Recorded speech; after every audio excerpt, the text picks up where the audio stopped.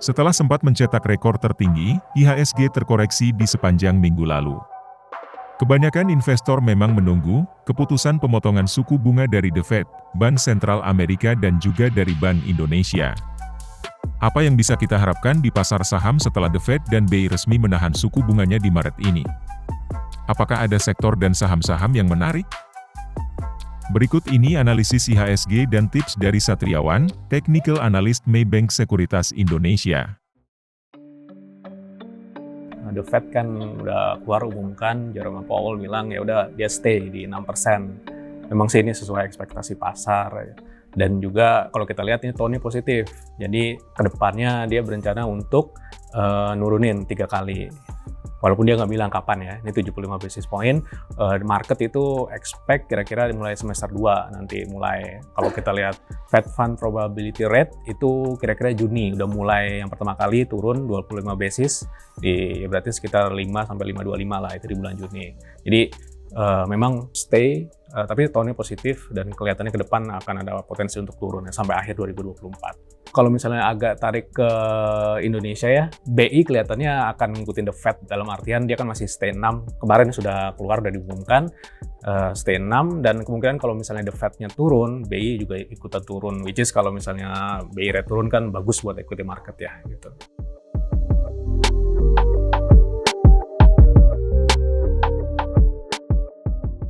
Jadi mungkin yang menarik itu dari sisi komoditi juga ada, selain dari sisi makro ya. Kita mencatat ada beberapa komoditi yang naik lumayan besar year to date dari akhir Desember 2023 sampai saat ini ya, di bulan Maret ini, Maret 2024. Beberapa contohnya itu di gold. Gold itu kan all time high ya, jadi resistennya 2000 something, jadi kalau misalnya kita lihat year to date itu udah naik 6,8%, which is ini good ya. Nah, lalu minyak juga naik, itu year to date 14%, jadi lumayan bagus, which is ini biasanya kalau minyak ini relatifnya nanti sama Medco. Lalu selanjutnya ada di CPO itu udah year to date udah naik 15%. Walaupun ini kalau CPO itu beda sama minyak, kalau misalnya minyak itu relatif ke Medco dan direct, kalau CPO ini enggak nih, ini Ali sama LC baru belakangan aja naiknya nih. Lalu yang terakhir ada di nikel ini masih ketinggalan, jadi baru naik 5% year to date. Tapi bisa kita tarik kesimpulan bahwa semua komoditi itu menguat ya dari awal tahun sampai saat ini gitu ya.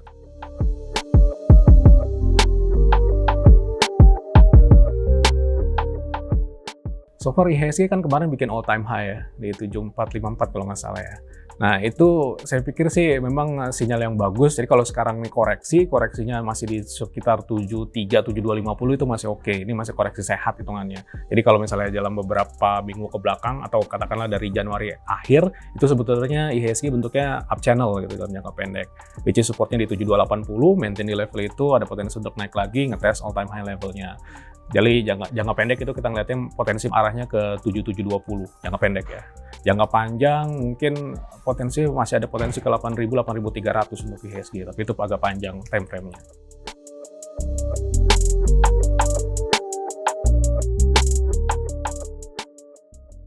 Jadi untuk sektoral yang bagus kita ngelihat ini ada yang bagus banget sih enggak ya. Bagus itu leadernya ada di finance, IDX Finance ya, kita lihat BCA, BRI, Mandiri, BNI, 4 big banks itu naik semua. Jadi IDX Finance-nya sendiri itu plus 2,9%, lalu disusul oleh IDX Infra 1,3% dan IDX Indah 1,1%. Jadi itu sektor-sektor yang ngikutin ya. Sementara yang losernya itu ya seperti kita tahu IDX Tekno year to date itu minus 20%. Which is itu ya sampai saat ini masih berdarah-berdarah lah untuk IDX Tekno. Lalu yang kedua ada IDX Prop dan ketiga ada IDX Basic yang masih melemah gitu.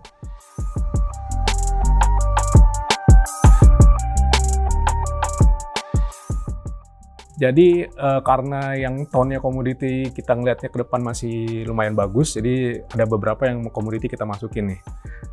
Yang pertama mungkin dari non-komoditi dulu, itu ada di ACES S Hardware. Jadi kemarin itu baru break resistance di 855. Kita ngelihatnya dalam jangka pendek itu wave 4-nya selesai, dibikin triangle selesai itu arahnya ke 975.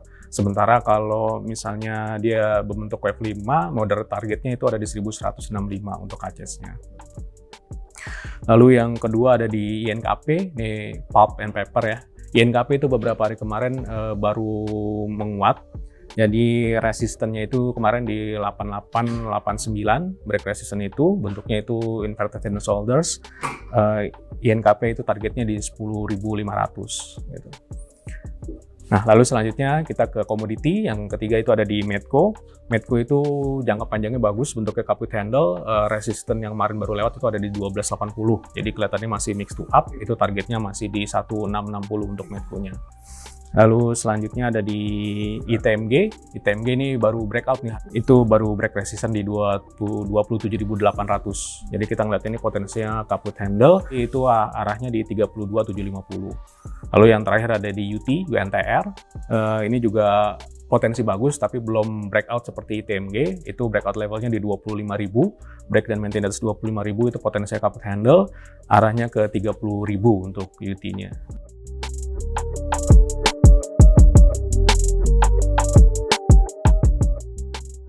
Untuk saham batubaranya memang juga udah menarik ya. Dalam artian begini, kita ngelihatnya sejak pertengahan tahun 2023 itu kan koreksi ya dalamnya, lumayan ya. Nah ini dari awal tahun ini lumayan bikinnya higher high, higher low gitu. Jadi udah nggak bikin lower low lagi. Nah ini yang bikin kita suka dengan beberapa saham sektor batubara gitu. Walaupun untuk per sahamnya harus dilihatin gitu ya.